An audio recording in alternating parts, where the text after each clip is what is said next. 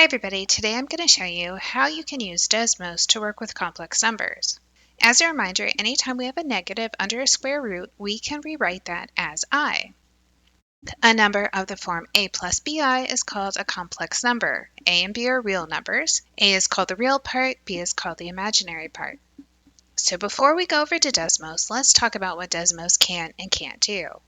Desmos can add, subtract, multiply, and divide complex numbers. It can also give you a conjugate, separate the real and imaginary part of a complex number, and simplify powers. What Desmos cannot do is reduce radicals that are not perfect squares. Let's start small. Let's put in the square root of -1. By default, it says undefined, but if you go over to the settings and you toggle on complex mode, you'll see that it changes the square root of -1 from undefined to the complex number I. This means I could put in other things, like the square root of -100, and it will tell me that that's 10i. But if you put in something like the square root of -12, Desmos is going to give back an approximation for the square root of 12, then it'll move that negative out from under the radical and make it an I, which means Desmos will not reduce the radical for you. But Desmos will do lots of other things that's going to be really helpful. Let's try adding two complex numbers, like 8 plus 4i, plus 7 minus 2i.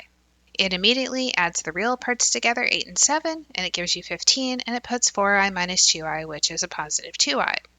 You can also multiply complex numbers. Let's say I have 3 minus 7i times 8 plus 6i, which gives me 66 minus 38i. It's done all the distribution, the gathering like terms, and gives you a quick solution.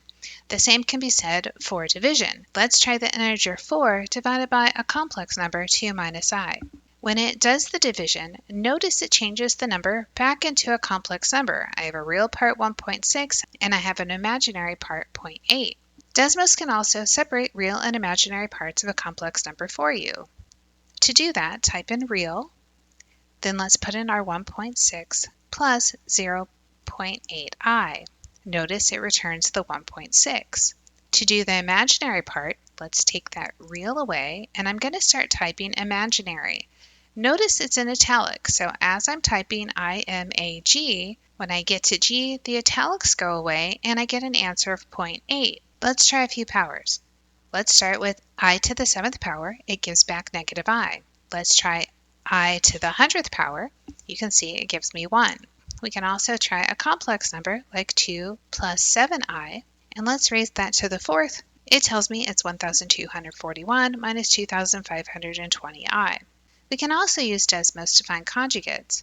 Maybe we have 5 plus 8i and we want to know the conjugate. So I'll go back to the beginning of the number, put in a parenthesis, and then I'll start typing CON. Notice it's in italics, but when I put in the letter J, the italics go away. I have my conjugate of 5 minus 8i. You could put this together with other things. Say I want to know the conjugate of 3 minus 2i cubed. Now I get -9 plus 46i. Two things happen here. Desmos calculated 3 minus 2i to the 3rd, then it gave us the conjugate, which saves us a lot of time.